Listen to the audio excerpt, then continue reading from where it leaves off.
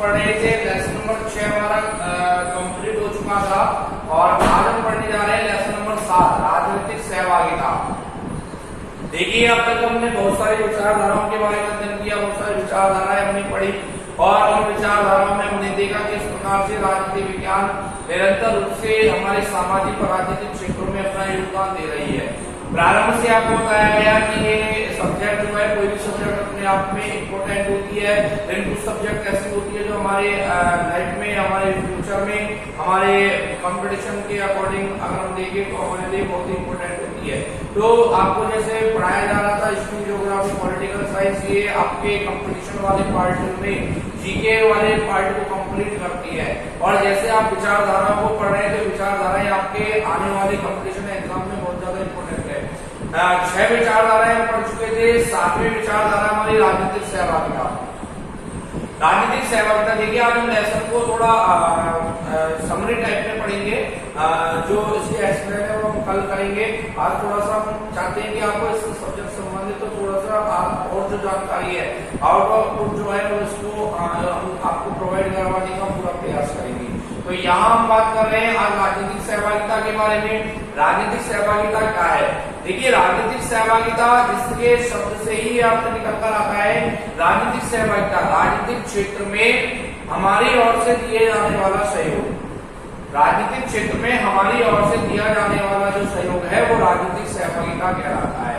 अर्थात राजनीतिक सहभागिता किसी भी रूप में हो सकती है। हम किसी राजनीतिक दल का प्रचार प्रसार कर रहे हैं, हम किसी राजनीतिक दल में शामिल हैं, हम मतदान करने की जो प्रक्रिया है वो मतदान करने की प्रक्रिया भी राजनीतिक सहभागिता है।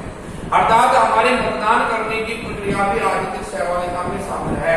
तो इस प्रकार से हम ये कह सकते हैं कि राजनीतिक सहभागिता एक नागरिक के द्वारा किसी भी रूप में की जा सकती है, चाहे वो दबाव समूह के रूप में हो, प्रत्यावर्तन के रूप में हो, चाहे जन सुनवाई के रूप में हो, किसी भी रूप में हो। नागरिक सहभागिता जब तक नहीं होगी उस राष्ट्र की शासन प्रणाली, उस राष्ट्र की राज व्यवस्था ठीक प्रकार से संचालित नहीं हो सकती। इसलिए हमें इस बात का विशेष रूप से ध्यान रखना चाहिए कि हम राष्ट्र के अगर नागरिक हैं, समाज के अगर गणमान्य नागरिक हैं, तो हमें राष्ट्र में और अपने समाज में अपनी पूर्ण सहभागिता निभानी चाहिए।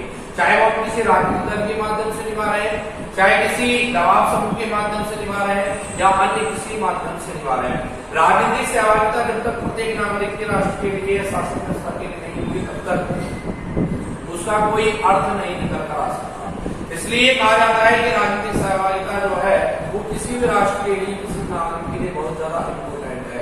हमें ये ध्यान रखना चाहिए हमेशा कि राजनीतिक सहभागिता के अंतर्गत हम मतदान की प्रक्रिया करते हैं और अगर हम मतदान नहीं करेंगे तो हमारा शासन कैसे बना जाएगा, लोकतंत्र जीवित कैसे होगा। आज वर्तमान समय में हम ये बात बोलते हैं कि हमारे राष्ट्र में लोकतंत्र चल रहा है, लेकिन उस लोकतंत्र के चलने का महत्व तब निकल कर आता है जब प्रत्येक नागरिक, प्रत्येक व्यक्ति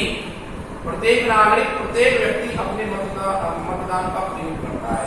लेकिन हम लोग मतदान के समय अपने मताधिकार का प्रयोग ही नहीं करते तो फिर उस लोकतंत्र का महत्व को वही समाप्त हो जाता है। अर्थात अपने राष्ट्र की सरकार बनाने के लिए, अपने राष्ट्र की शासन व्यवस्था स्थापित करने के लिए अगर हम ही प्रयास नहीं करेंगे तो ऐसी स्थिति में कैसे लोकतंत्र स्थापित हो पाएगा। तो राजनीतिक सहभागिता जो लेसन है आपका, उस लेसन में यही समझाने का प्रयास किया गया है, यही बताने का प्रयास किया गया है कि लोकतंत्र क्या है और उस लोकतंत्र के अंतर्गत या उस राजनीतिक सहभागिता के अंतर्गत हमारा सहयोग किस प्रकार का हो सकता है, हमारी सहभागिता किस प्रकार की हो सकती है। हम विभिन्न प्रकार से अपनी ओर से सहयोग करके अपनी ओर से सहभागिता निभाकर राजनीति को आगे बढ़ा सकते हैं। इस लेसन के माध्यम से आपको यही समझाने का प्रयास किया है। यहाँ भी आप दबाव समूह पढ़ेंगे, आरंभक पढ़ेंगे, प्रत्यावर्तन की प्रक्रिया पढ़ेंगे, जन सुनवाई की प्रक्रिया पढ़ेंगे। तो ये सब प्रक्रिया जब हम पढ़ेंगे तो हमें अपने आप ही ऑटोमेटिकली हमें ये सब समझ में आने लगेगा कि कैसे हमारे लिए सब इम्पोर्टेंट है। इसलिए हमें इस बात का विशेष रूप से ध्यान रखना चाहिए कि हमें अपने समाज, अपने राष्ट्र, अपने राज्य, अपने प्रांत के अंतर्गत चल रही शासन प्रणाली, शासन व्यवस्थाओं को लेकर हमें निश्चित रूप से हमारा सहयोग हमारा होना चाहिए। अगर ऐसा संभव हो पाता है तो निश्चित रूप से हम अपने राष्ट्र के लिए, अपने समाज के लिए एक जिम्मेदार नागरिक के रूप में जाने जाएंगे, गिने जाएंगे। तो ये तो आपके हो गए लेसन नंबर 7 की बात, जिसको हम एक्सप्लेन आगे हम करेंगे। अब बात आती है, मैं आपको कुछ आज बहुत समय हो चुका है केवल क्लास को लेते हुए, आपको सिलेबस पढ़ते हुए, आज कुछ सिलेबस से बाहर हटकर कुछ पढ़ने का प्रयास करते हैं, सीखने का प्रयास करते हैं। देखिए आप क्लास में आपके बोर्ड एग्जाम है, बोर्ड एग्जाम के समय हमारे ऊपर कई प्रकार के स्ट्रेस होते हैं, कई प्रकार के दबाव होते हैं, बर्डन होता है, हम अपने आप को बर्डन महसूस करते हैं, ये सोचते हैं कि हम कैसे बोर्ड एग्जाम में सक्सेस होंगे, कैसे हम पास होंगे, लेकिन ऐसा नहीं होना चाहिए। आपकी जो थिंकिंग है, आपके जो विचार है, वो केवल एक विचार होना चाहिए कि आप वो सब कुछ कर सकते हैं जो आपको चाहिए। अर्थात अगर आप ही नहीं कर सकते तो कोई नहीं कर सकता, क्योंकि आप भी एक इंसान है। उस चंद्रमा पर जाने वाला व्यक्ति भी एक इंसान था, उस विमाने पर चढ़ने वाला भी एक इंसान था। अर्थात आपकी थिंकिंग होनी चाहिए I can do, you can do, we can do, अर्थात मैं कर सकता हूँ, आप कर सकते हैं, हम सब कर सकते हैं। अगर ऐसा आप सोचते हैं, ऐसा आप अपना माइंड में विचार रखते हैं, अपने थिंकिंग ऐसे अगर पॉजिटिव रखते हैं, तो डेफिनेटली आप एक अच्छे स्कोर के साथ, अच्छे अचीवमेंट के साथ अपने क्लास पास आउट हो सकते हैं। और सबसे बड़ी बात, आप अपना गोल सेट के लिए केवल सिलेबस पूरा करने से या लेसन को पढ़ने से आपके गोल कंप्लीट नहीं होते, गोल आपको प्राप्त नहीं होते। उसके लिए आपको गोल सेट करना ही होगा, चाहे आप 60% कर लीजिए, 70% कर लीजिए, चाहे 80% कर लीजिए, लेकिन आपका एक गोल डिसाइड होना चाहिए, तो निश्चित रूप से आपको सक्सेस मिल पाएगी। अगर आप ऐसा करने में सक्षम नहीं है तो फिर आपको सक्सेस कभी नहीं मिल सकती। इसलिए आप अपनी पॉजिटिव, आपने देखा होगा बी पॉजिटिव, यानी हमारी थिंकिंग जो है वो पॉजिटिव होनी चाहिए। नेगेटिविटी आते ही हमारे काम जो है वो ऑटोमेटिकली नेगेटिव होना प्रारंभ होता है। इसलिए हमें इस बात का विशेष रूप से ध्यान रखना चाहिए, इसलिए हमें इस बात का विशेष रूप से ध्यान रखते हुए इस बात को सोचना चाहिए कि कैसे भी हो, कहीं से भी हो, लेकिन हमें अपना अचीवमेंट, अपना गोल जो है वो हमें प्राप्त करना है, हमारी जो परसेंटेज है वो हमें प्राप्त करनी है। आपके माइंड से बहुत सारे जो डर है, डर को आप समाप्त कीजिए। आपने ऐड देखा होगा, डर के आगे जीत है, और जब आप डर को समाप्त कर देंगे डेफिनेटली आप सक्सेस हो जाएंगे।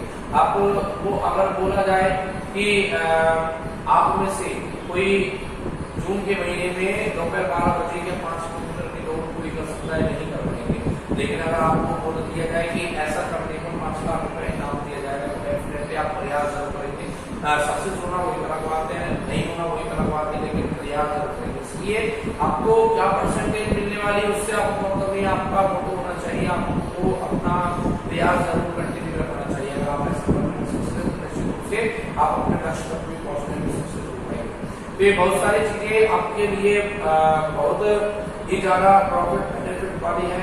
और आपको जो क्लासेस दी जा रही है, चाहे हिस्ट्री की हो, पॉलिटिकल साइंस हो, चलो आप मुझे छोड़ दीजिए, लेकिन हिस्ट्री, ज्योग्राफी, हिंदी, इंग्लिश, ये आपके सब्जेक्ट इस प्रश्न के द्वारा दी जा रही है। मैं अपनी ओर से अपने लिए कुछ नहीं कहूँगा, हो सकता है किसी बच्चे को क्लास समझ आ रही हो, नहीं आ रही हो, तो मैं अपनी ओर से, लेकिन मैं ये जानता हूँ कि आपको हिस्ट्री, इंग्लिश, ज्योग्राफी और आपके जो अदर सब्जेक्ट है हिंदी वगैरह, ये निश्चित रूप से आपको समझ आ रहेंगे, आप उनको अच्छे से कवर कर पा रहेंगे।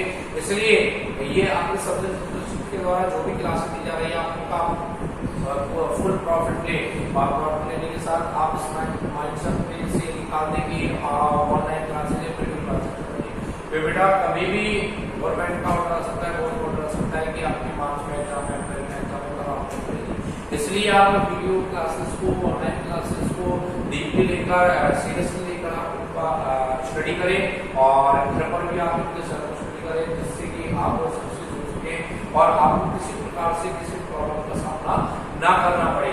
और हमारी शुभकामनाएं हमेशा आपके साथ है।